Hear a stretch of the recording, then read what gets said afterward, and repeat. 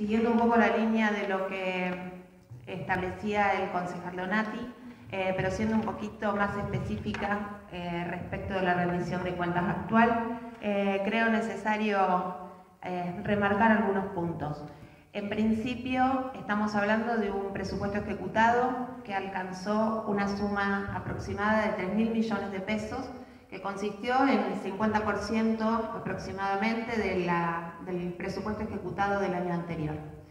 Y si bien es cierto, en palabras del señor secretario de Economía y Hacienda y del propio concejal González,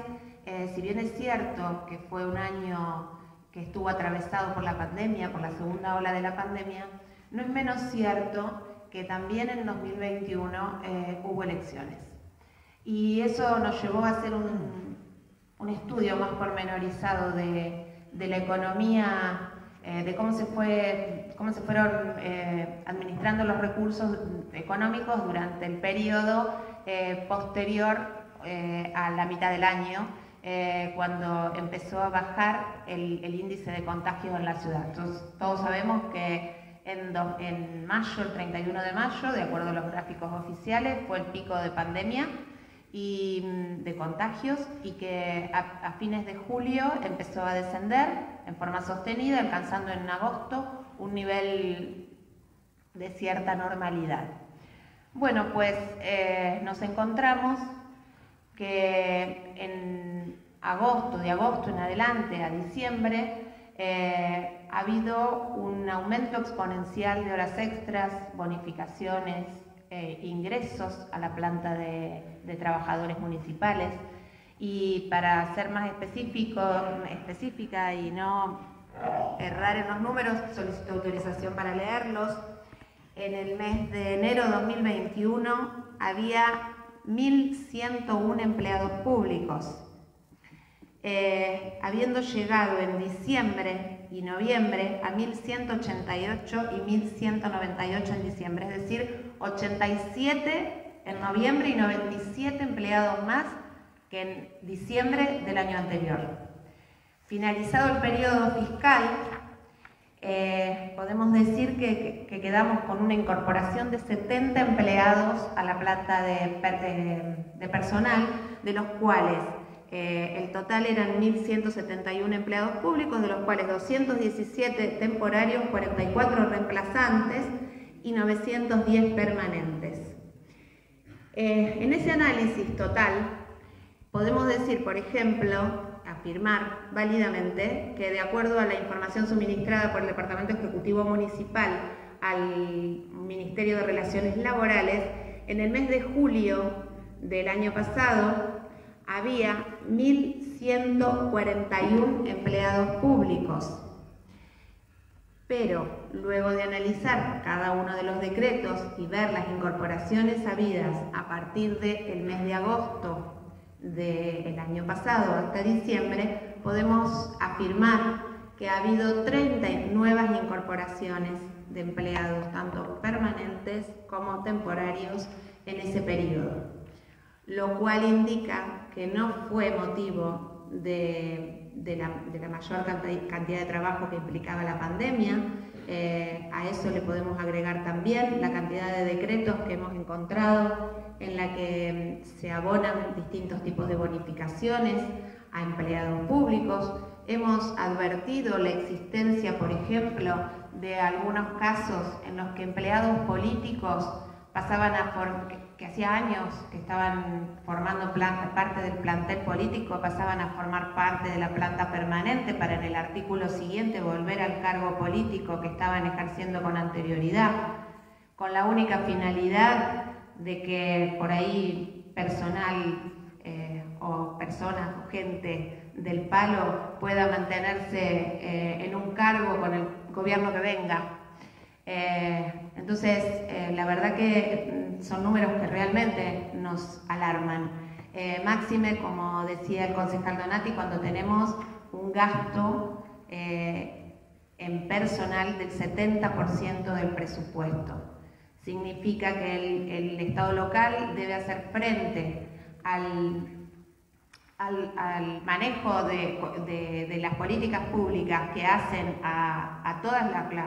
las distintas áreas que componen el municipio, como seguridad, asistencia directa, planeamiento, con un 30% del presupuesto, que es, como él bien decía, ínfimo en relación a la cantidad de cosas que se deberían hacer y que se podrían hacer. Entonces, la verdad que bueno, si a eso sumamos que nos encontramos con que en el mes de noviembre hubo un boom de subsidios extraordinarios, porque bien dijo el concejal González que hubo 215 subsidios extraordinarios para familias necesitadas. Casualmente, el mes de noviembre, que fue el mes de las elecciones, fue el boom de subsidios extraordinarios y se pueden contabilizar en 35 solo en ese mes, por periodos de 2-3 meses, por montos que van desde los 8.000 pesos mensuales a los 15.000 mensuales. Son todos números que no dejan de llamarnos la atención. A su vez, a mí me gustaría también hacer una pequeña referencia a lo que manifestaba en la memoria descriptiva de la rendición de cuentas del secretario de Hacienda, y que también se dijo a lo largo de las exposiciones anteriores, que si bien se remarca un determinado equilibrio financiero en relación al monto total del presupuesto, ya que estamos hablando de un déficit de 28 millones de pesos, con un presupuesto de 3.000 millones estamos hablando de aproximadamente un 1% del presupuesto. Pero si a eso le adicionamos que tenemos un ATP, un adelanto del tesoro, de 70 millones de pesos. Si a eso le adicionamos que tenemos 96,5 millones de pesos que fueron refinanciados para ser abonados a partir de diciembre de este año. Y si a eso le adicionamos que el ejercicio anterior tuvo un superávit de 32 millones de pesos, y nos estaría faltando el tema de la deuda flotante que alcanza los 280 millones de pesos, que es un endeudamiento, un gasto que el municipio deberá afrontar en el curso de este año. Bueno, depende de cada deuda cómo ha sido financiada. Si a todo eso lo tenemos en cuenta, no estamos hablando de un equilibrio en las cuentas, de una economía equilibrada. Desde mi punto de vista, estamos lejos de llegar a una economía equilibrada. Si este año que hemos tenido, este año 2021, que hemos tenido tan importante aporte de la provincia, hemos terminado con las cuentas de este modo, ¿qué sucederá si el año 2022 la provincia no es tan generosa como lo fue en el 2021? Yo creo, todos compartimos este criterio, todo el bloque comparte este criterio, que una economía en la que se gasta más de lo que se tiene no es equilibrada y no puede tildarse menos que de irresponsable, máxime cuando lo que se está manejando no son recursos propios, son recursos ajenos. Y en este caso, lo que está en juego no es otra cosa que los destinos de una ciudad.